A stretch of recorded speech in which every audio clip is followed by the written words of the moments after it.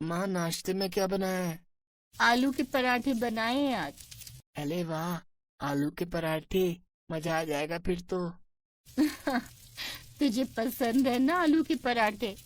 मामा, ठंडी के मौसम में सुबह सुबह आप जब भी पराठे बनाती हो ना, तो बहुत ही मजा आता है। हम्म। तो बता तुझे कौन कौन से पराठे पसंद है? आलू के, गोभी के, और एक बार वो जो आपने सफेद वाले बनाए थे ना। हैं? सफेद वाले कौन से छोटे? अच्छा, पनीर वाले। ये कहानी इन्हीं दोनों भाइयों की है। हरीश और उसका छोटा भाई सतीश अपने माता पिता के साथ एक गांव में रहते थे। उनके पिता बड़े किसान थे। उनके पास काफी जमीन थी, लेकिन एक दिन यही जमीन उन दोनों भाइयों के बीच लड़ाई की सबसे बड़ी वजह। अरे ये तो बता दे कि पराठा कैसा बना है हरीश, बस खाए ही जा रहा है। हाँ, अच्छा बना है। क्या बात है बेटा, देख रही हूँ तेरा मन कहीं और है। क्या सोच रहा है? इतना गुस्सा गुस्सा सा क्यों है? देखो माँ, मैं साफ साफ कह देता हूँ, सड़क किनारे वाला खेत तो मैं ही लूंगा। भैया ने ये कैसे मान लिया कि वो खेत उनका है? अरे पर उसके बदले मैं तुझे वो बड़ा वाला खेत तो दे रही हूँ ना। रहने दो माँ, अगर छोटे को वो सड़क वाला खेत ही चाहिए तो दे दो उसे ही। और तू क्या लेगा फिर? मुझे जमीन और संपत्ति का कोई लालच नहीं है माँ। लालच जैसी कोई बात नहीं है भैया, मैं अपना हक मांग रहा हूँ। माना कि पिताजी के जाने के बाद आपने घर की सारी जिम्मेदारी उठाई है, लेकिन इसका मतलब ये नहीं है कि आप अकेले ही सारी संपत्ति के मालिक हैं। ये क्या बात है सतीश? कम से कम पराठे तो चैन से खा ले, फिर करते रहना बंटवारे की बात। वैसे भी अभी मैं जिंदा हूँ, जब मर जाऊं तो इस घर के बीच में दीवार खड़ी कर लेना, समझे? माँ।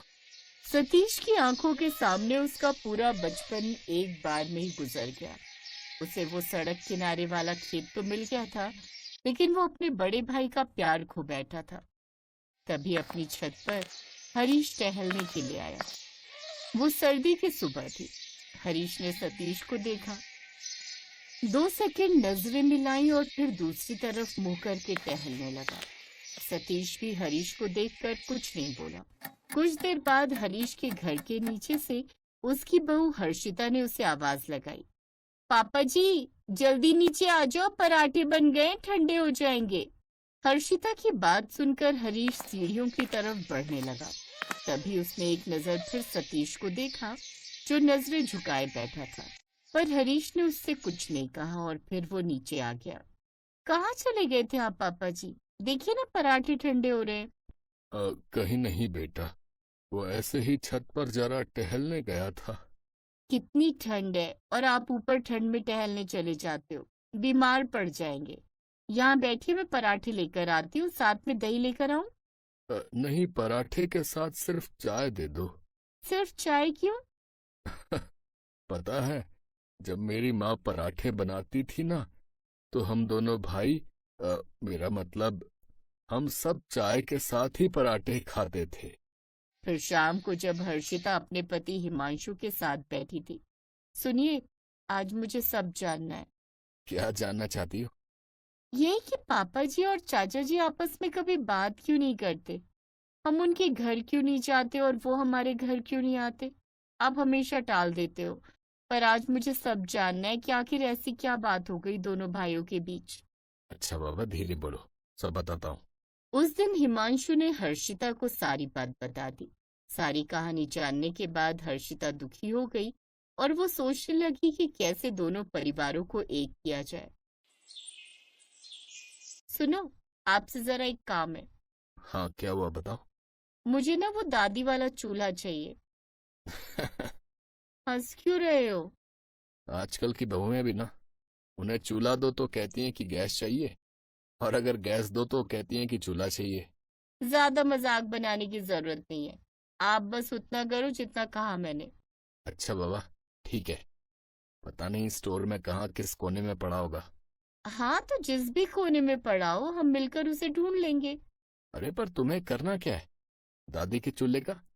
क्या आप नहीं चाहते कि चाचा जी हमारे साथ आ जाएं, दोनों परिवार एक हो जाएं? धीरे बोलो हर्षिता, पापा जी ने सुन लिया तो तुम्हारे साथ साथ मेरी भी डांट पड़ेगी। देखो मैं चाहता तो हूँ, पर हम उस घर में ना तो जा सकते हैं और ना ही उनसे बात कर सकते हैं। हाँ तो आप चिंता मत करो ना तो हम उस घर में जाएंगे और ना ही उनसे बात करेंगे। आप तो बस देखते जाओ, चाचा जी खुद ही चले आएंगे। इम्पॉसिबल। हिमांशु की बात सुनकर हर्षिता मुस्कुरा दी और फिर अगली सुबह उसने अपनी दादी सास की वही साड़ी और स्वेटर पहना जो वो अक्सर पहना करती थी। उसके बाद उसने छत पर चूल्हा जलाया और गर्मा गर्म पराठे बनाने लगी। तभी बगल की छत में सतीश टहलने आया।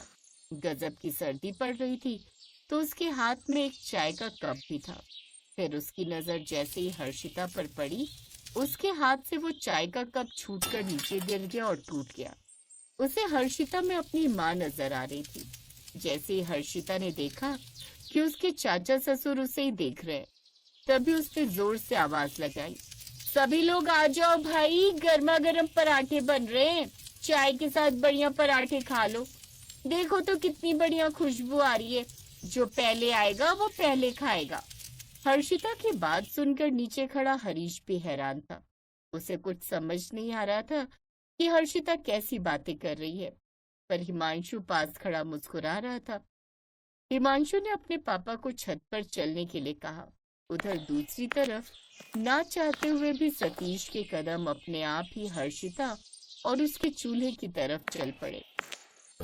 एक पराठा मिलेगा बेटी? हाँ छोटे पापा, जरूर। पनीर का पराठा बनाया है, आपको पसंद है ना? इतना सुनते ही सतीश ने झट से पराठे का निवाला खाया और फूट फूट कर रोने लगा। ये सब देखकर पीछे खड़ा हरीश हैरान था। वो तुरंत सतीश के पास आया और रोते हुए बोला, कैसा लगा छोटे, पनीर का पराठा? अगले ही पल हरीश किसी छोटे बच्चे की तरह अपने भाई के गले लग I hope guys you are doing awesome. Kindly like, share and subscribe my channel.